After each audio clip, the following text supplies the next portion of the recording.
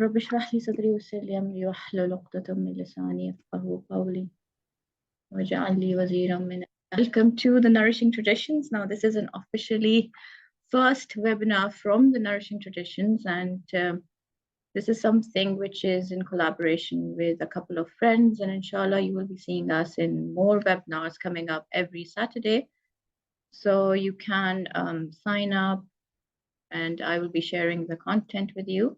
So today's webinar is women's diseases, and the way I've put it is that I've put a relationship with the moon. And why is it so important to know the relationship with the moon? Because the rhythmical cycles of the moon, they influence the behavior of flow of fluids on the earth, including the watery realm of the human body, and the ebb and flow of the sea.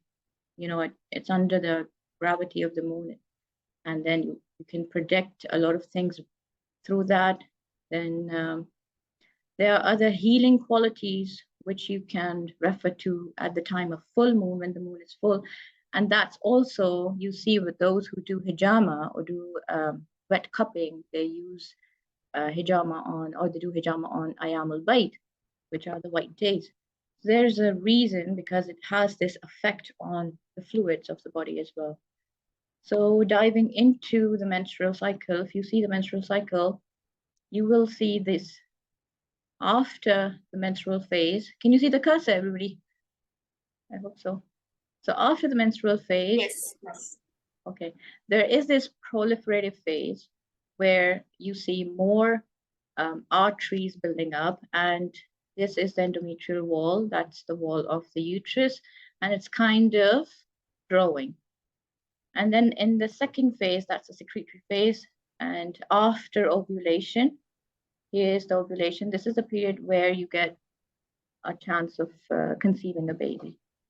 So the proliferative phase is actually, it's controlled by estrogen. And there are mainly two hormones. One is estrogen and one is progesterone. And this whole role play is going on with these two hormones. And these are the two hormones which we really need to understand. Estrogen is kind of, you know, when you put a firewood to burn fire in your cottage, let's say, and you're getting that warmth from it, and you know, the healing of hot, not heat, but then when it's in right balance, you get this warmth feeling of comfort. But when the balance goes out, you put a lot of wood in it, it's gonna just make it hot, hotter and hotter and hotter, and then it can burn down your cottage. So what thing is that you need these hormones in the right balance, or otherwise estrogen is, it's a very good slave, but it's a bad master. And if the bad master starts controlling you, so you can imagine the havoc it can play with your body. Whereas the progesterone in the right levels, it's the happy hormone. It's the hormone responsible for your good moods, blossoming pregnancy. And if you see any lady, she's not having good pregnancy, could be that her progesterone levels are low. Like some ladies, they say my pregnancies were terrible. So it's probably because of that. Kindly keep your mics mute. So I've compared this cycle of menstrual cycle, whereas you can see these follicle, the egg, it grows and then it quickly diminishes, with the moon, the same way. Waxing means to grow larger and waning means to shrink. So over here somewhere is your ovulation. When you've got good artery supply, the endometrium wall is increasing. And as the moon is waning, it means here are somewhere your periods. So if your menstrual cycle and your whole cycle is well connected with the moon, it's syncing with the moon, you can, you know, see where you go amiss, or where is the problem. A lot of times you can easily do that. And how can you do that? How can you make a connection with the moon? So throughout the earth, people, they love to walk on beaches, and they get the sense of peace. And you can see the tides, they go rising up with this relentless power. And the source of both healing and destruction as well, it comes from this gravity, which is molding the oceans of the earth. So see a connection between the proliferative phase, where the endometrium is growing under the influence of estrogen. This should coincide with the full moon. Why? Because that's the time where the uterus is a receptacle for a new human being, right? And that's the place where the lady, she's here, the fertility phase. So the fertility phase is actually the phase of the full moon. And if a lady conceives here, inshallah, then she can just imagine having 9 moon cycles of 28 days to complete a child. And now a lot of women, they don't really report it because of the reasons we will study. So these are the dancing performers. As you can see, the estrogen growing slowly at the time of proliferative phase, up, and then sudden rise, and then sudden decline in both the hormones. And then again, the purple one is your progesterone. So just focus on purple and blue. Blue is estrogen coming up and decline, and then rises your progesterone. So when the progesterone rises, here is your happy hormone. Now your body is prepared to, sorry, can you please close your mic? It's echoing. Thank you. So the happy hormone, it helps maintain the early stages of pregnancy, and too little progesterone can also be responsible for a lot of reasons of bad moods. And, if you have good, there's no limit to having this happiness. So it's the best when you can maintain progesterone levels, and we will discuss how to do that. So let's move on. We will discuss it, how to do that. I just want to show you one thing, that how all these hormones, progesterone, estrogen, 8 other hormones from adrenal glands, their structure in the middle, you see the ring, it resembles cholesterol. And this is the natural cholesterol in nature, which you find in animals, butter and ghee, and stuff like that. So when estrogen is really, it's made by cholesterol from your ovaries and adrenal glands. So there's progesterone. So in the 1957, they introduced this birth control pill called progestin, and which was a synthetic progesterone. And then they observed that it was responsible for breast cancers. So what the pharmaceutical companies did, they started adding estrogen to it to control that side effect. But they didn't see any benefit. And instead, ladies were gaining weight. Their bosoms were, stimulated, extra stimulation of the bosoms. Anyways, the best is that if you can really coincide your menstrual cycle with the lunar cycle and regulate it yourself using the techniques, inshallah, I'm going to tell you. And this is not present in males, because males, they are not cyclic. So that's the best way to know your gynecological problems. Let's dive in. The number 1 topic for today is prolonged menstrual cycle. And what's the reason? The reason is definitely estrogen. Like we saw, estrogen has a role in bringing in the blood flow and making more arteries and building the endometrial wall. So prolonged cycle is definitely linked with the rise in estrogen. And for this reason, we will look at a lot of things which are connected in the modern day due to modern farming, pesticides, plastics, estrogens that find their way in meat and milk, and they kind of mimic estrogen. And these molecules are called xenoestrogens or phony estrogens, which they're not real estrogens. So they just go and they fit in these receptacles of receptors in the cells of estrogen, and they try to probe it. But they're not original, coming from the real cholesterol, as we saw. And phytoestrogens are estrogens which come from the plants, but plants are in general, their estrogen is very much in harmony. You know, they first go and they kind of this. Therefore, plants are for our service. So they first go, they click on the receptor and they ask, "Do you need my help?" And if the receptor says, "No, I'm good," they just, they go. But why did I mention soy here? Because soy is genetically modified. So when something you're genetically modifying it, you're enhancing its molecular structure. It will go and fit into the receptor no matter what. It needs help or it doesn't need help. I'm going to go there. I'm an uninvited guest. And which will, put your body into this estrogen load. So I made these chart here that I know all of you might have come across this 1, 2, 3, 4, 5, 6 kind of. It's mentioned on the plastics, if you notice it, under the bottles. And the best one is 1, because it just shows that it won't leach out the BPA, bisphenols, and nonylphenols in your liquid. Because what we do, we pour hot water in the plastic cups, or we pour soups in plastic cups without realizing what kind of plastic is it. So this is the best way to know. And we will also talk about remedies, how to, get rid of these funny estrogens. So you can easily get rid of them by changes in your diet.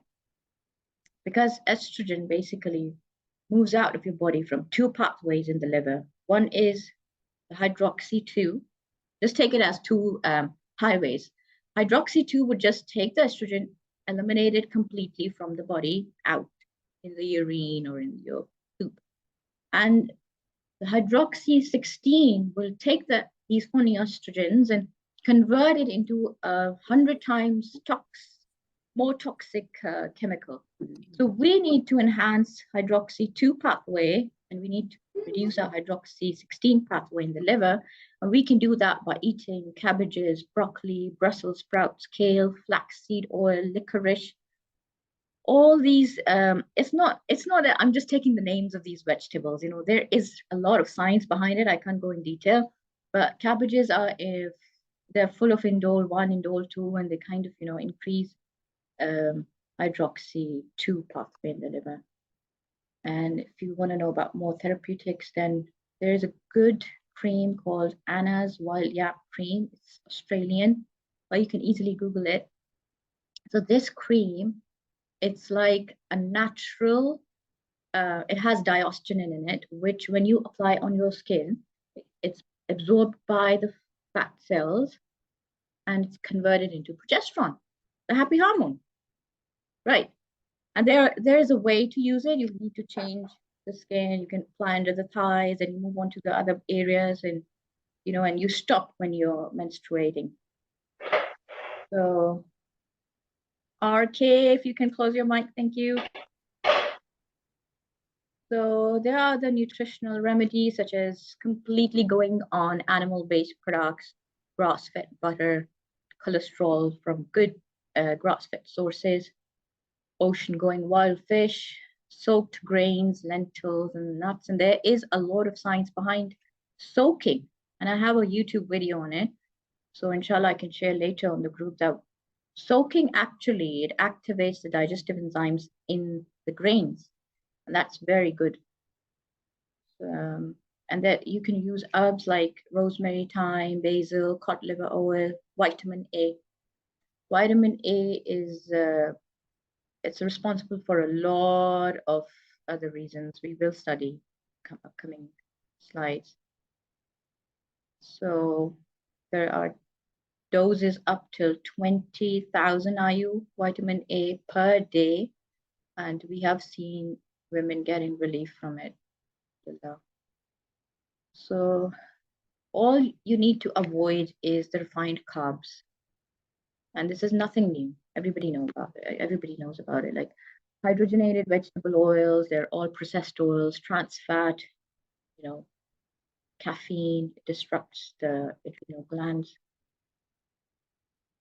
What other things you can do is celebrate every part of your body as something important, and it's as virtuous as other beings, because we've seen that a failure to do so, it has resulted in physical, mental, developmental, emotional blockages, and then they can result in these kind of women illnesses. So long walks on beach, full moon lights, preferably with your spouse, that would be nice. As the years pass, your soul will deepen a connection with this lunar rhythms, and it will help restore your body. And there's another thing, grounding, where you can bare feet and bare hands, put all your four limbs on the ground, and you let your negative ions earth, so they go in the earth. And that's something, it's I don't know how much people recognize it, but it's really beneficial and helpful, especially what happens at full moon. When it's full moon, you can observe it yourself. The night, the temperature drops, and you can see the water vapors perspiring, or could they condense on the grass or on other plants. So that's a sign. So that topic's over now. We're moving on to the second one, which is completely opposite. That was prolonged, and these are shortened menstrual cycles. So now in that one, we saw that there is a rise in estrogen. So obviously there will be a decline in estrogen when we talk about shortened menstrual cycle. And this can result in scanty menses, painful cramps, hypothyroidism, anorexia, probably more progesterone production, or lack of balance of both the hormones. And it differs from person to person, but it is usually linked to some kind of sexual trauma, and a sign that these women are finding hard to find healthy relationship with their bodies and developing sexuality. So, but it can differ from lady to lady depending on the history. Where we see a highly athletic woman with shortened menses because perhaps she's doing these strenuous workout regimes and which increase the progesterone. And these women, they are progesterone dominant women, and most likely they have low fat diet. They're on trans fats and they're extremely fatigued. So you need to figure out yourself what's your diet. So the nutritional remedies are eating, again, good butter from good source, grass-fed, pasture-fed, healthy fats, caviar, fish eggs, and because they have less estrogen, so we linked estrogen as something which warms us up. So these women will feel cold, and they can have bone broth, ginger tea to keep them warm. Again, vitamin A is extremely important, and locating the moon. So locating the moon is another thing you can take home. But ultimately, the best medicine which works for this kind of a lady is love. Love and acceptance, and usually love from their family, then from spouse, in the context of intimate relationship. And often this is resolved when a woman, she falls in love and experiences first-hand beauty and power. So, when you say that love kindles, so it's kind of the same estrogen connection with the cottage. The remedies are castor oil packs, preferably non-hexane organic castor oil. It's up to you which brand you want to choose. And you put it on your abdomen, pelvic, wherever you feel like the pain is during menses. and you cover it with flannel, and then you can put hot water on it, hot water bottle on it. I'm not advocating any brand here, so it's just something you can see. Danqi promotes good blood flow to the pelvis. It's a Chinese herb, and it's really thousands of years old herb, and it's being used by women, not only women, by men.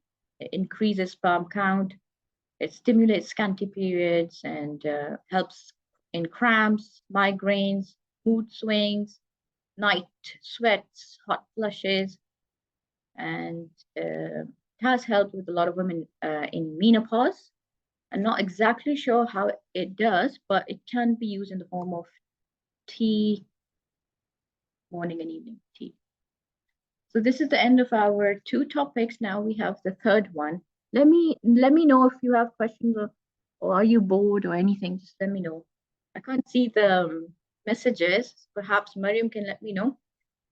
If there is something, Mariam, just let me know. Stop. I shall. I have a question of myself, actually. Okay.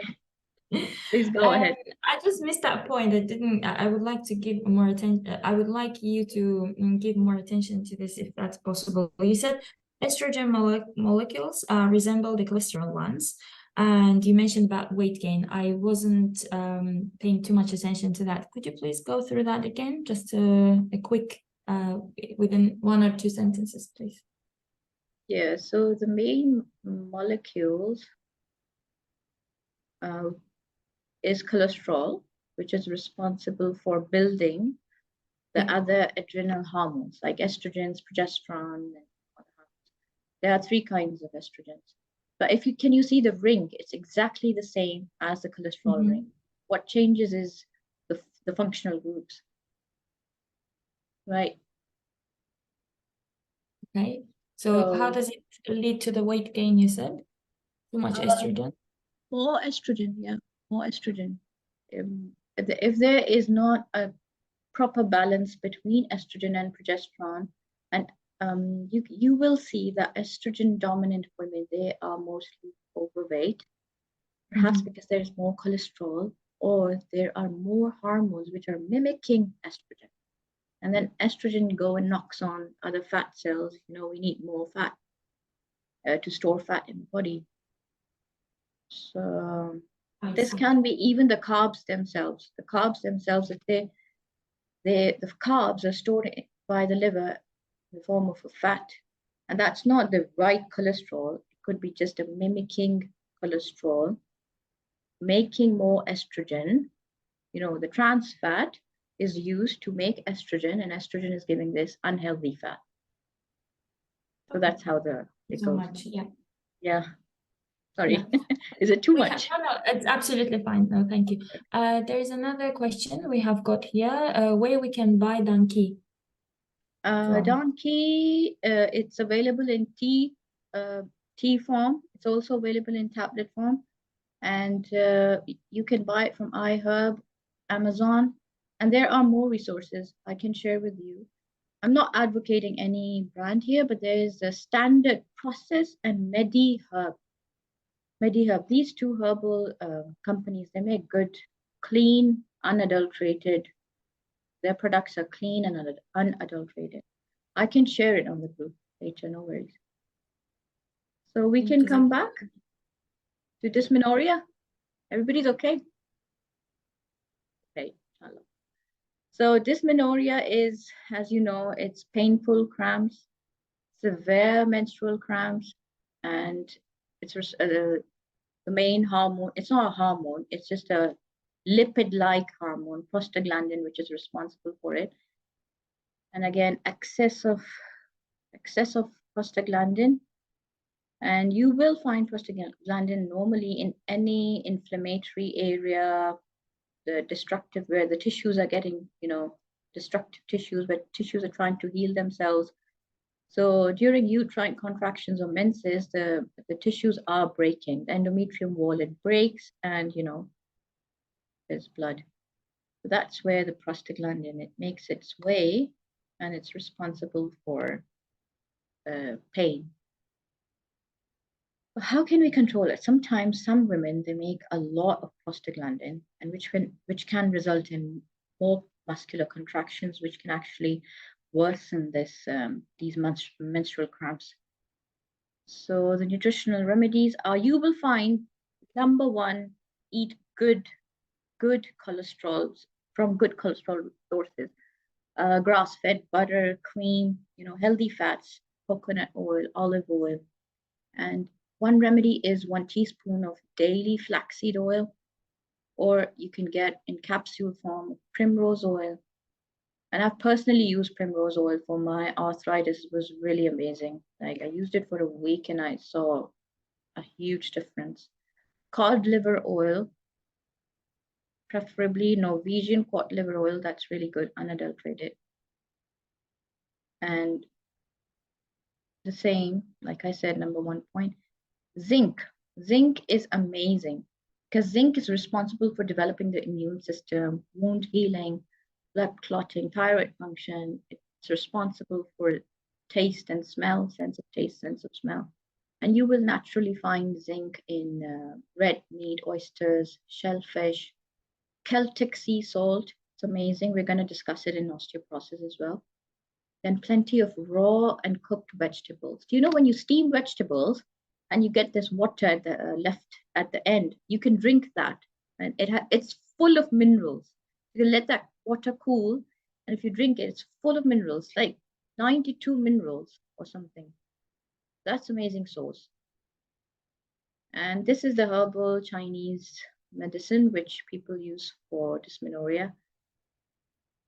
It's called Corydalus ambigua, and the source is Veleda.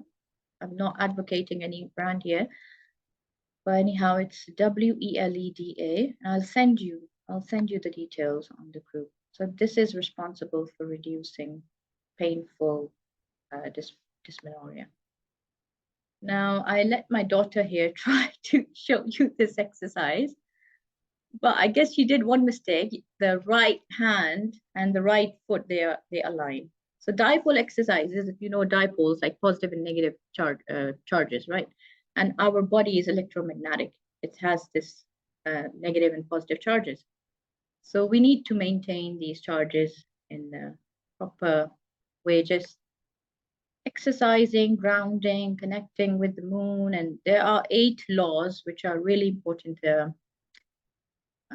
Rest, good sleep, exercise, not non-sedentary lifestyle, good dietary choices, water intake, sunshine, and trusting in the divine power.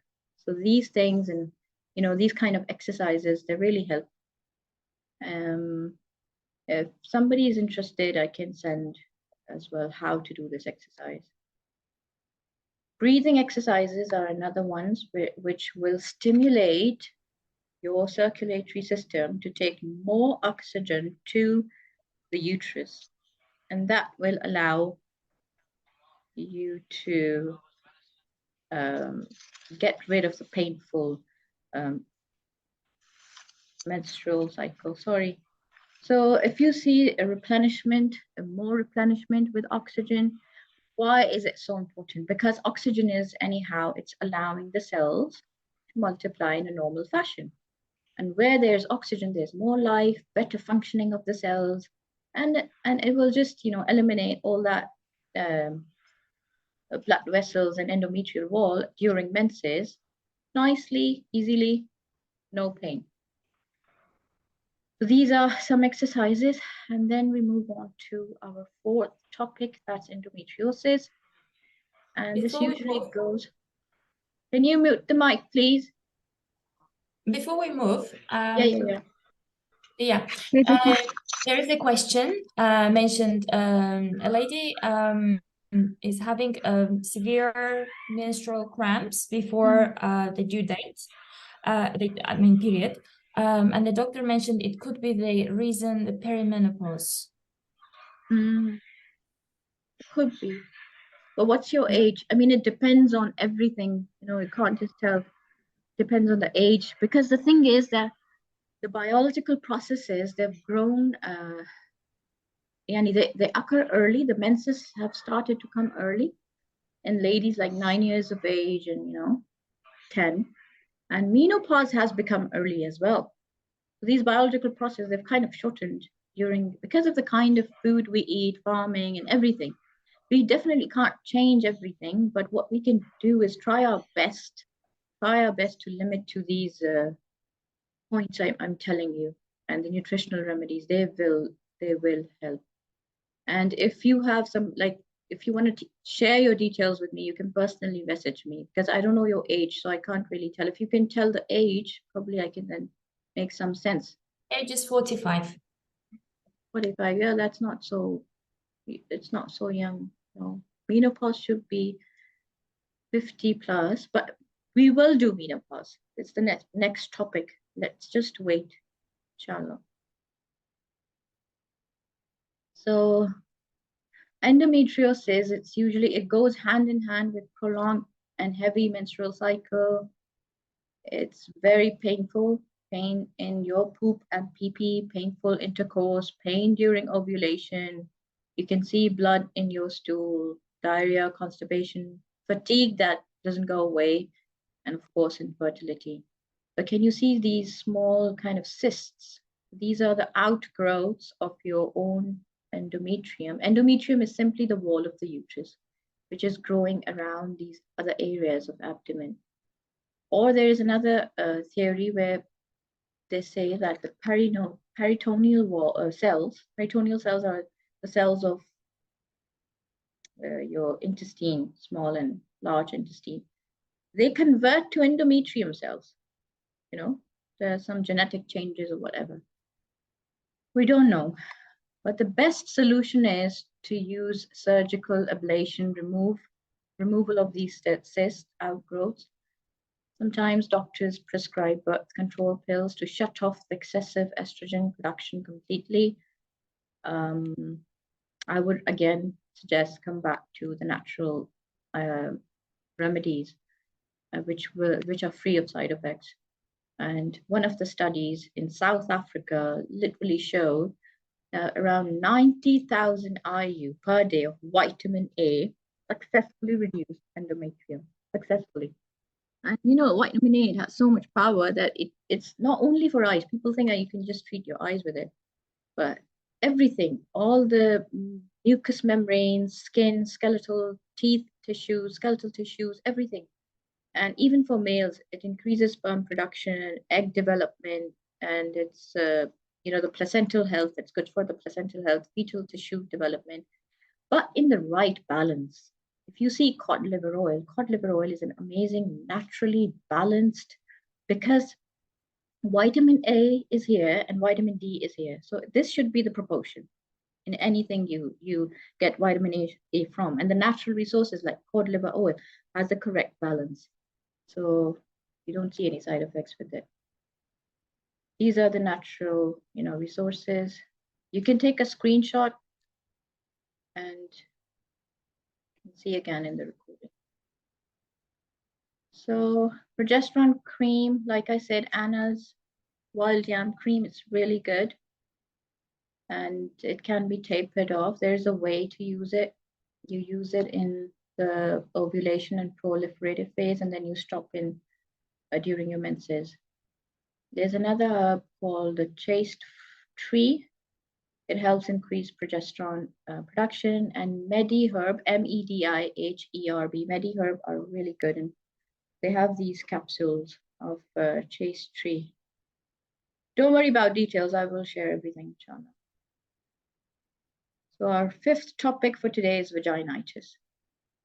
Now, I think Kate, she's not here, but she asked me about it, and she can see in the recordings that it's just itchy, painful inflammation of vagina, and you can smell it. Sometimes it's smelly, discharge coming from the vagina, and some kind of microorganisms.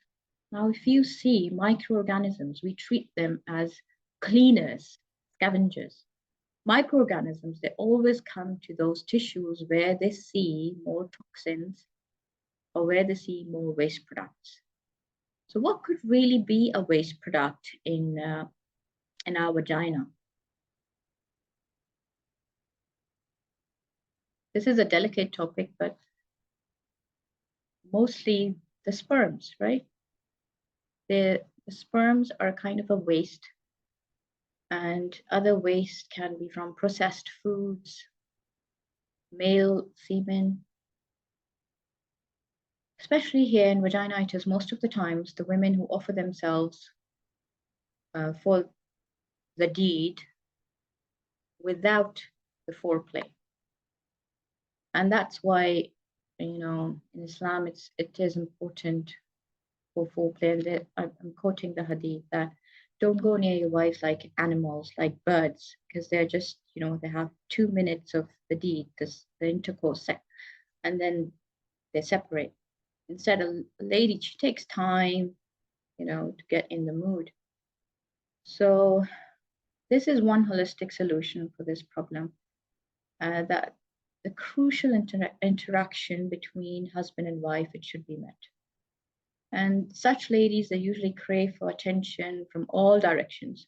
So it should be a lot of appreciation, acknowledgement, small things. Value her and admire her for small things. And, you know, that is why foreplay is important in Islam. So this is one thing. And the natural remedies are again the chronic yeast infection from dietary changes, because yeast, it really loves sugar. It will come in dampened areas, like these areas we wear underwears and we, you know, it's kind of dark there, dark, damp. And if you have more sugars in your diet, you will see candidas and other things. So you definitely need to stop refined carbs. And there is a lot of link with healthy microflora, because the healthy microflora, they eat up the bad bacteria. They don't let the bad bacteria populate in your private parts. So the resources where you can get them from is lacto-fermented foods. Because lacto-fermented foods, they have so many species of good bacteria: yogurt, kefir, sauerkraut, wheat kvass. Yogurt, not the commercial yogurt, it just has bifidus and just 2 strains. You can get good probiotic out there. They're nice, good probiotic products out there, or you can make it at home. You can make your own kefir. And I have a YouTube video on how to make your own good kefir. So coconut oils, they can be mixed in smoothies, herbal teas, warm water, because coconut oil and butter, they have short chain saturated fatty acids which act as antifungals. So you can apply coconut oil, you can eat. The best is you eat, you know, inside out. That's the best treatment.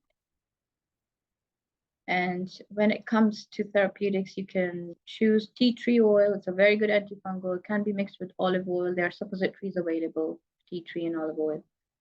And in Qatar, I saw in a pharmacy, there was a brand called Hikma. They've got good herbal herbal preparations. Oral herbs can be cat's claw, echinacea, body arco. Changing what you wear, choose the correct fiber of your undergarments, especially like your bras and your underwears. So 100% cotton.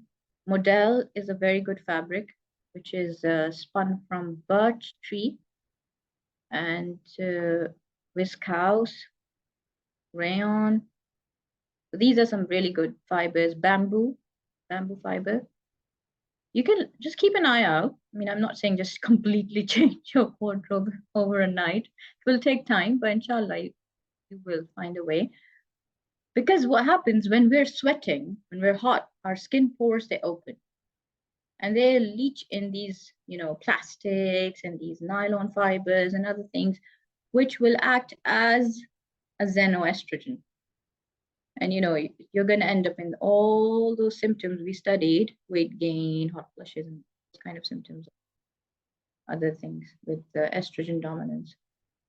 If there is, in case, a severe outburst of vaginal itching and vaginitis, so you get OTC, over-the-counter antifungal Monistat.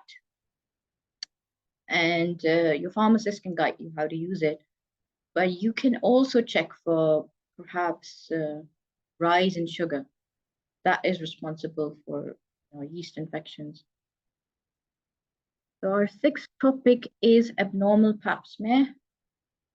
And usually this kind of test is, it's prescribed by your gynecologist.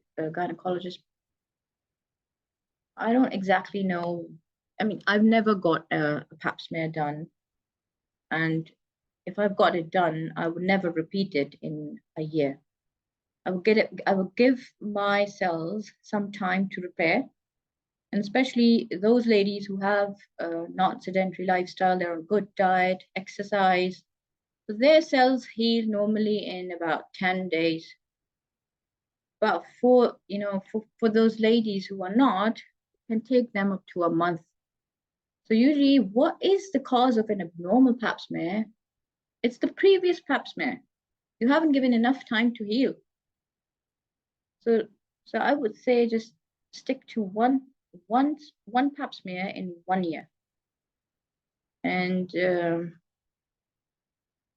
but pap smear in the last 1 decade, it's responsible for reducing deaths from cervical cancers amazingly. And you don't see any more, these kind of cases.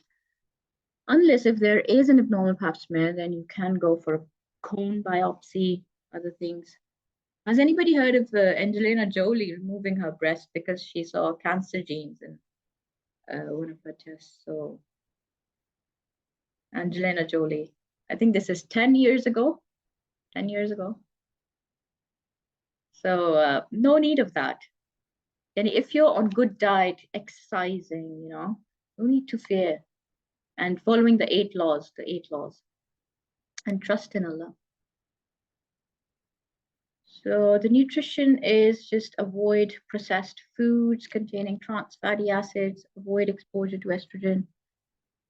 Biodynamic foods. Biodynamic is just nothing. It's just pertaining to a method of farming, which is using organic fertilizers. You can do that by using copper, other sources, but avoiding DDT and glyphosate, which again mimics estrogen. So missile therapy is another which, the naturopathic doctors use if they see any abnormal changes. And what's another reason for vaginitis? Oh, sorry, not vaginitis, abnormal cell growth. Yeah. Again, accepting your sexuality, accepting, your body, recognizing it.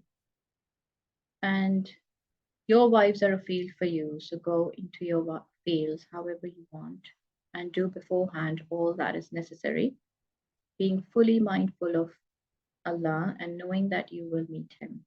Good news to the believers. So this ayah is just, it just purely shows that women's bodies, they have this kind of connection with the moon, with spouse, with your own self, Another interesting thing is that women's bodies, they have memory. So if it's your husband and it detects that, okay, these sperms are my husband's sperms. Or if it's another partner, whatever, the women's body first shows, an immune reaction or but then sperms, they are themselves suppressants. They kind of suppress the immune system. So this kind of balance Allah subhanahu wa ta'ala has created in us, otherwise we won't be here. So I was really amazed by how Allah has also mentioned these things in Quran. And you can imagine yourself that anal sex can be harmful for a woman's whole psychology. And abnormal pap smear is often linked to such stuff. Unhappy relationships, repressive childhood training, subdued by force, and a lady, she kind of loses this pleasure in, what can I say? You know, everybody is different anyhow. So let's move on to the 7th topic. It's menopause. So here we are, menopause. Vaginal dryness, hot flushes, estrogen production decreases, intercourse becomes painful. And this is somehow, it's a law of nature. And the sooner we accept it, we embrace it with grace. Alhamdulillah. It's just, it has to happen. And, you know, in menopause, you're kind of losing connection with the moon, you know, with your own sexual organs. But there's nothing to lose because you're making more connections. You're making new connections. This is an opportunity to make new connections. And you can share your wisdom with other people around you. You know, you've not lost anything. And now your womb has become a location of intuitive wisdom. So, but those ladies who get early menopause, they usually go on estrogen and hormone replacement therapy. I don't know how much it can really help, but I know changing lifestyle, it does help. And pick up good hobbies. Start painting, you know, start dancing with your children at home. There's nothing wrong with it. Horse riding, playing tennis. Pick up your old hobbies. Nutrition, again, it's flax oil, flaxseed oil, evening primrose oil to protect the liver because the liver is kind of drying up, so it dries up other organs. And avoid all kind of sugar sources, even though it's coming from fruits. Even it says honey, although honey and maple syrup are good sources, but try to avoid them. And one thing which can help is a teaspoon of Swedish bitters, which can be mixed in little warm water and taken in morning. So bitter vegetables, sour foods, greens, lemon, sauerkraut. And there are many homeopathy medications. I'm not a homeopath, so can't really advise on that. But there are homeopathy good medicines. And castor oil packs, black cohosh, it's over the counter, you can get it. And estriol is another. This is a kind of natural estrogen. And you know, for hot flushes, they've got homeopathy. Or you can take a screenshot of this. It's gonna help you. So the last topic is osteoporosis. Now, why are bones becoming brittle so early? Everything's becoming like, you know, biological processes are shrinking because of the food choices. And unfortunately, we've been told that its bones are made up of calcium. So take in these calcium supplements. It's no more helping. It's no more helping. The calcium supplements, they're going and depositing somewhere in the arteries, somewhere in the kidneys, forming kidney stones, and, you know, somewhere in your gallbladder. What important is just to look at what our bones really made up of. So there's boron, calcium, chromium, iron, magnesium, manganese, selenium, silica, sulfur, potassium, zinc, 64 trace minerals. It's not just calcium.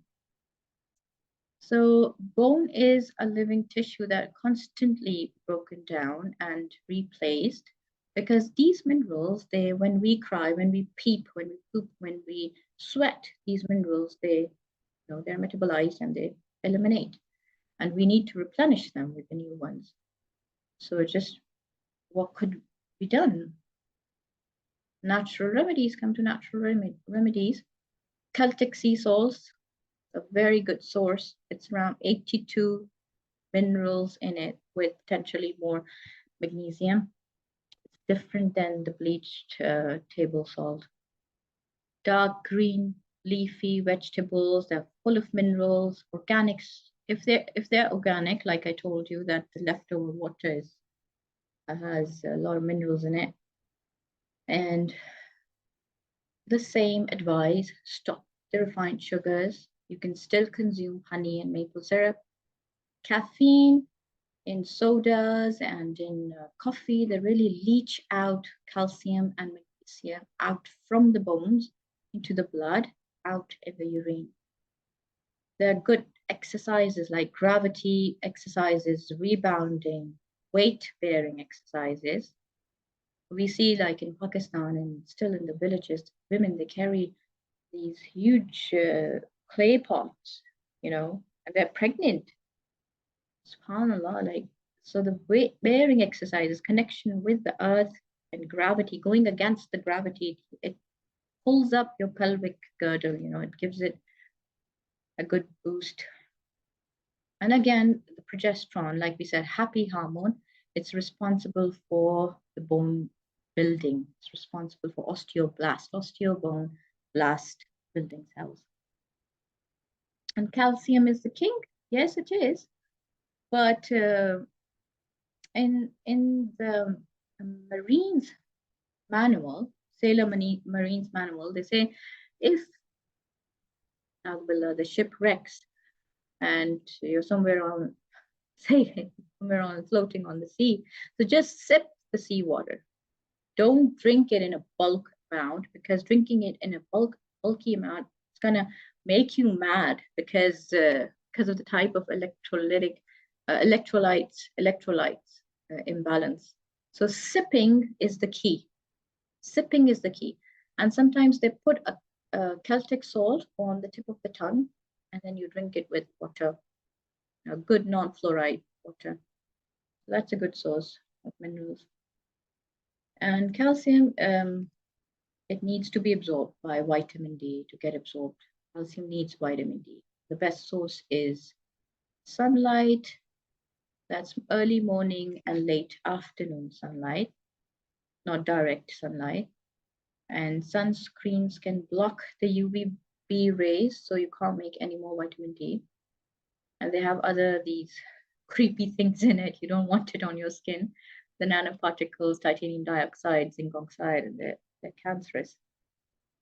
So good sunshine is a good key to building good calcium and vitamin D balance. Again, Anna's yam cream, it's amazing. And you know how it's amazing that if progesterone levels are high and estrogen is very low, the Anna's Walia cream will help it balance at the right phase. If you're in a proliferative phase, it will be like that. It's going to help your body to regulate it itself. It's not going to do anything. And in your ovulation phase, they both come down. And then again, in the secretory phase, they both, they go up. If you remember the dance we saw.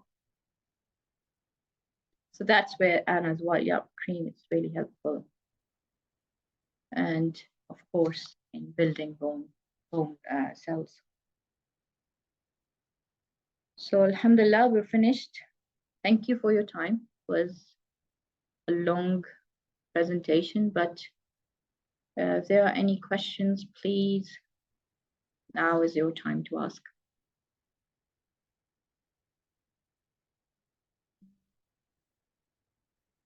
Mariam, are you there? I'm here. There's no written questions. Okay. So we're just waiting. You can write or you can use your mic. It's up to you. Assalamu alaikum, Minam. I have a question. Yes, Shima. First of all, Jazakallah khair. It didn't feel long at all, your talk. It was very concise and lots of nuggets of wisdom.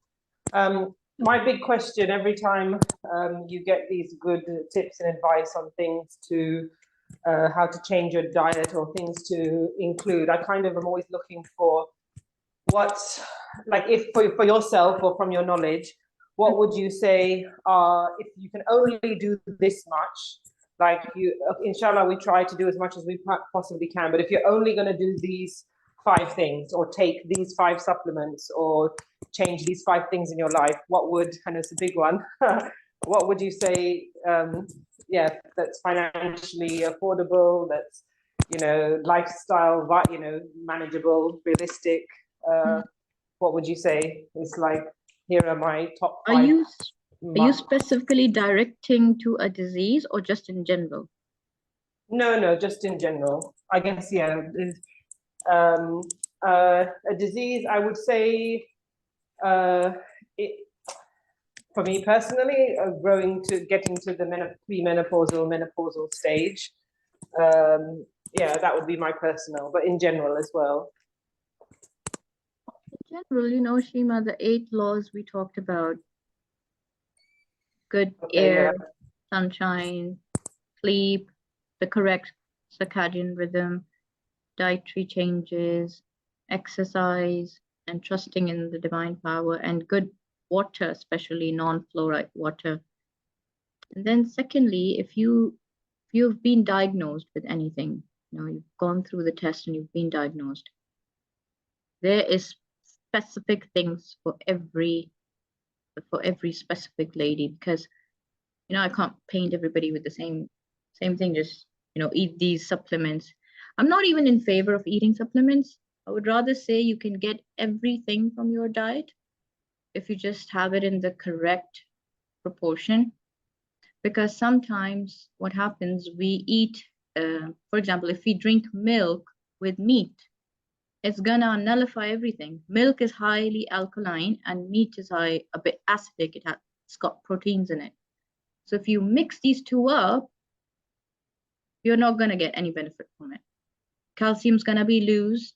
You're gonna lose your calcium from the milk by, you know, it's gonna attach itself with the proteins in the meat.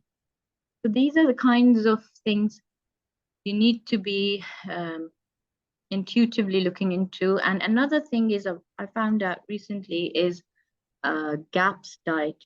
You can look into the GAPS diet, GAPS, GAPS diet by Natasha Campbell. She's the author of the book. And this diet has helped a lot of women and children.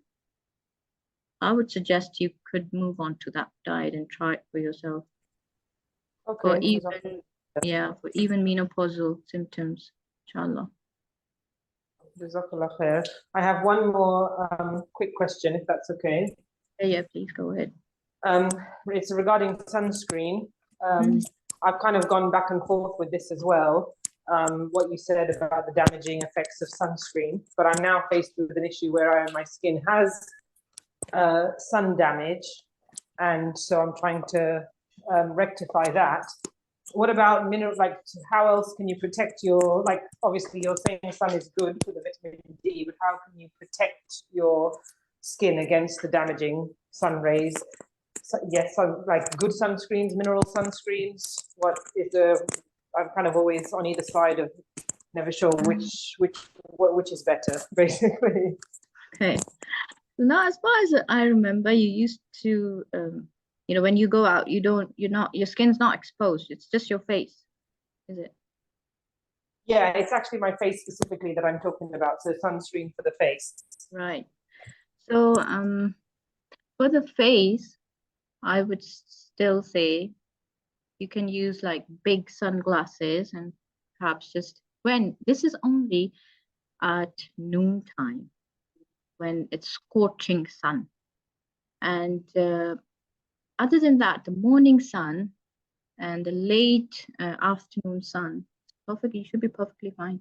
And some people, the white skinned people, they even get tan under an umbrella at morning, and you know, before 11 a.m. They even get that tan. So it depends on how white your skin is, and how much you can expose it, because mostly the white skin, it gets easily tanned and it gets easily burnt from the sun.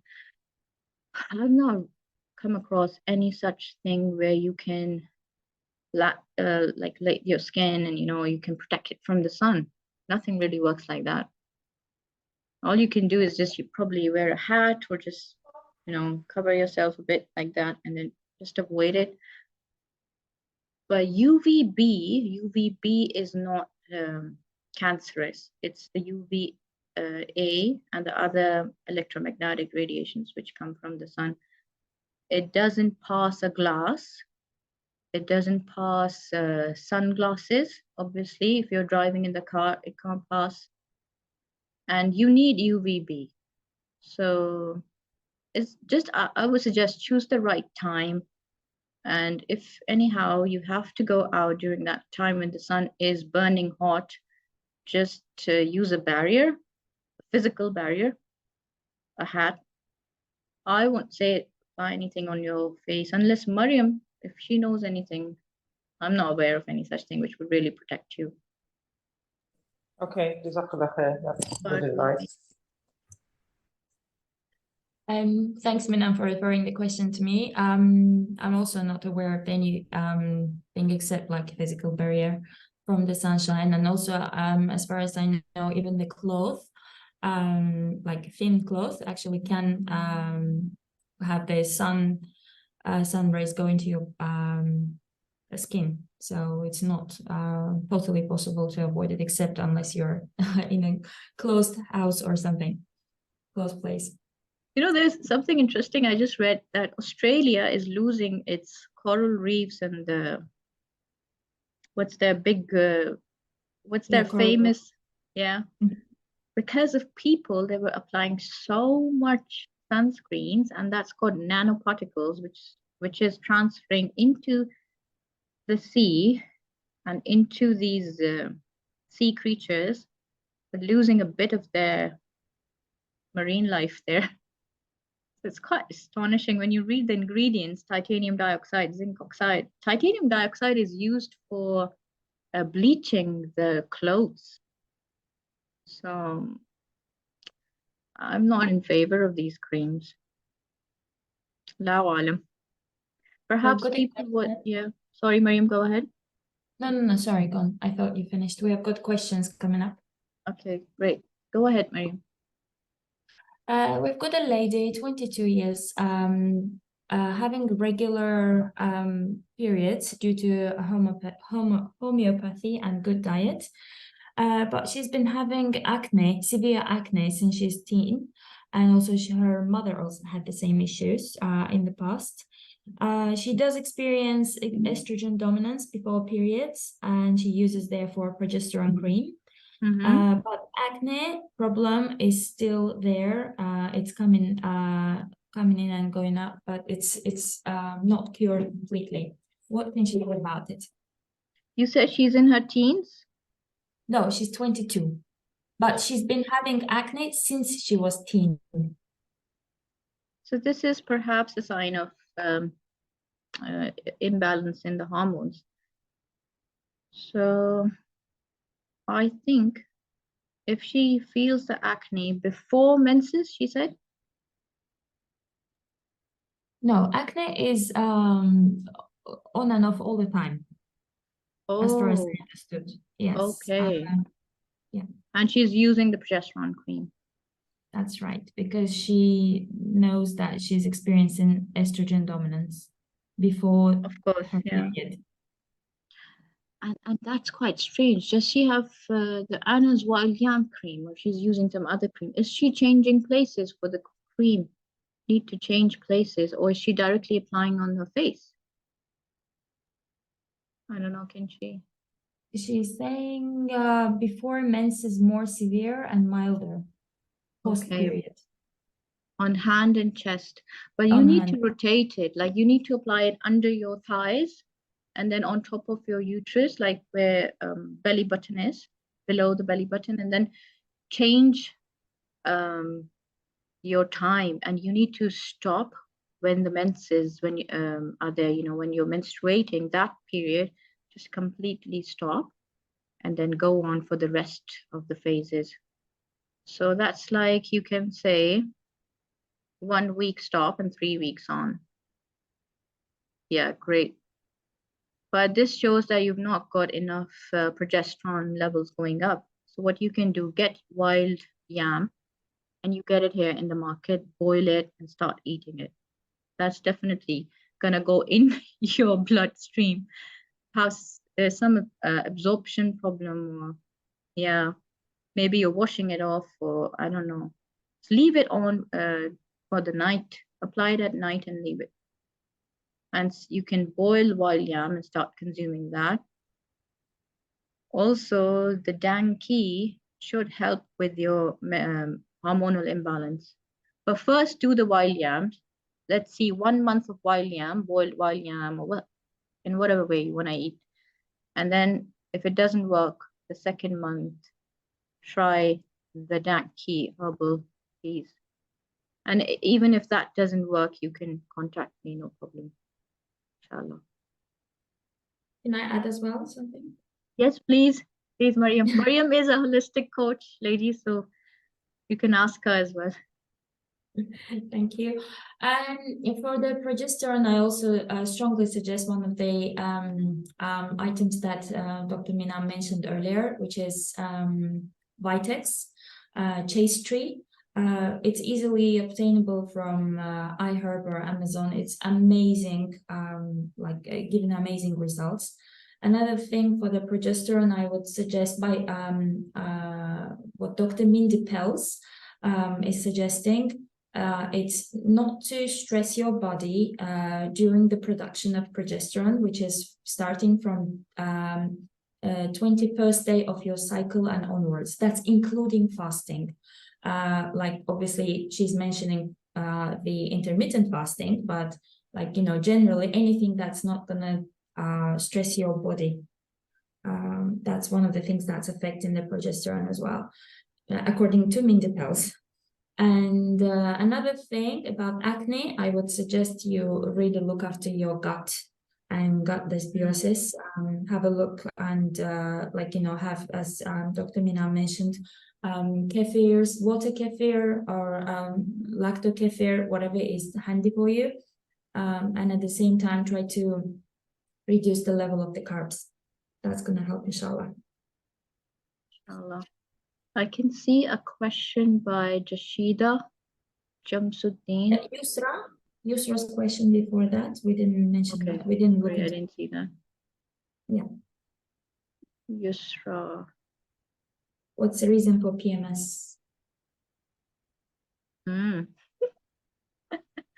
know, the PMS, I feel sorry for the husbands. There should be a remedy for the husbands when the women are going through PMS. Well, of course, it's, you know, the hormones.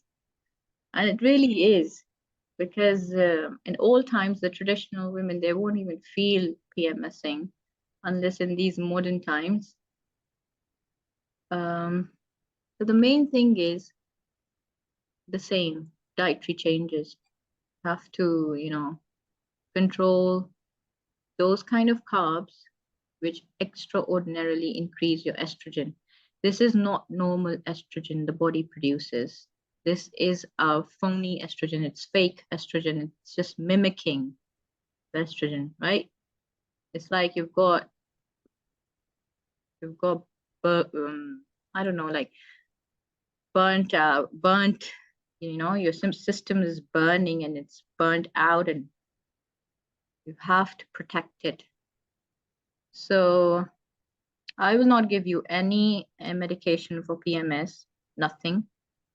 Just I would say, do swimming, do more of like horse riding or playing tennis, use your muscles, and you will find more happy hormones like endorphins, other than progesterone, endorphins releasing, you know, which helps with mood regulations and mood swings. And perhaps, Mariam, do you have any other remedy? I think these are from my side, a natural remedy. I think we've covered most of it, and yeah, it's basically that's the case. Yeah. And rest. Rest, yeah. Never omit your rest. Good sleep and rest is vital for women. Women's beauty is in it. Yeah. And zinc, yeah, most of the doctors, they put ladies on iron tablets. I think zinc is much, much, much better than iron, because iron tablets, iron is synthetic iron, and they have their other side effects. So zinc really helps with it. You can see your zinc from natural sources like shellfish and fish, if you eat fish. Yeah, I hope that solves the question. That solves the way. So Jashida, did we answer Jashida? No. Shida, are you here? She's asking if there's any way to prevent cysts or fibroids. And once we have it, is there any way to get rid of it other than surgery? The cysts, sometimes they say like castor oil pack, and you have to go and see how to make a pack if you can't buy one, and applying it on the areas where you have the cyst. Which area is it? After the ultrasound, if it's, which side is it? Right side, left side. So you put the castor oil pack there for leave it for a night. If you're sleeping, leave it for the night. What castor oil does, it just sucks up the cyst, kind of shrinks the cyst. But you have to do it daily, in a daily practice, until you see the symptoms are gone. But for these kind of cysts, they can reappear. And you have to make a diary of what you eat and you feel the symptoms. Unless you don't, you don't have that connection with the diet, what you do, what makes it worse, you can't really get rid of it. The best is surgery, but if you don't want to go into that, I would say first try with the castor oil packs. What do you say, Mariam? I have a little bit longer story about this. My maternal grandma, she died of fibroids. Sorry to start the subject like this, but she didn't look after herself, obviously. So when I had my first fibroid back in 10 years ago, I was immediately sent to surgery because I had some bleedings as well.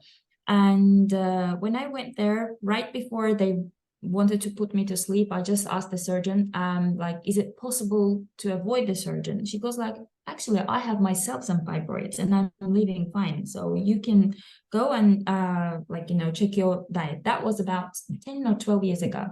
So Alhamdulillah, with Allah's grace, I started looking into what I'm eating.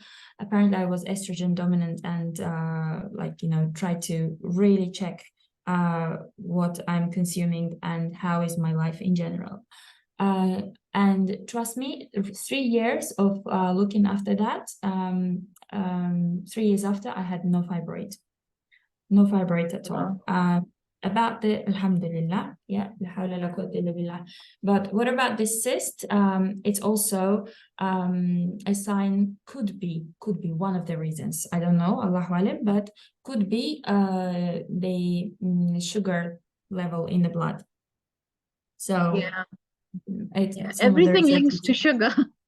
If you trace back, most of the time. Yeah, most of the things, they just what kind of diet did you use?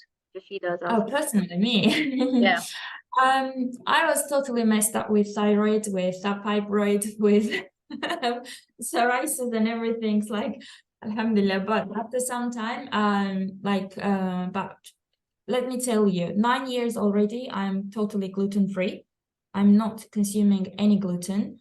For the last 5 years, I'm not eating any sugar. Last 3 years, I'm not eating any fruits. So it's all, so most of the time when I speak like this, my clients are asking me, like, what are you eating then? So I'm eating mainly meat. Obviously, my protein has to be there. Not only meat, it includes seafood, any source of protein, and at the same time, live vegetables, not dry, but normal live vegetables. And ladies, she makes herbs. delicious sauerkraut. She served me one time. It was amazing. So we need to learn that from you, Mariam. Oh, astaghfirullah, of course, anytime. inshallah, in the next upcoming videos or webinars. So if you have any more questions, you can directly send us. And if you want more this kind of content, please suggest us topics so we can create some more of this kind of nourishing traditions, you know. So me, Mariam, and there's also a friend, Baruch, who recently learned hijama. And inshallah, she will be talking about hijama. And there are a couple of more friends. A good friend, Yusra, she's a psychologist. She would be coming up with her webinar next week. And I will be updating you guys, inshallah, soon on the groups. So let us know. Thanks a lot. Yeah, this was for today. So I'll let you all go. Thank you so much. Jazakallah Thank you khair. very much. It's been really very helpful. Thank you. Thank you.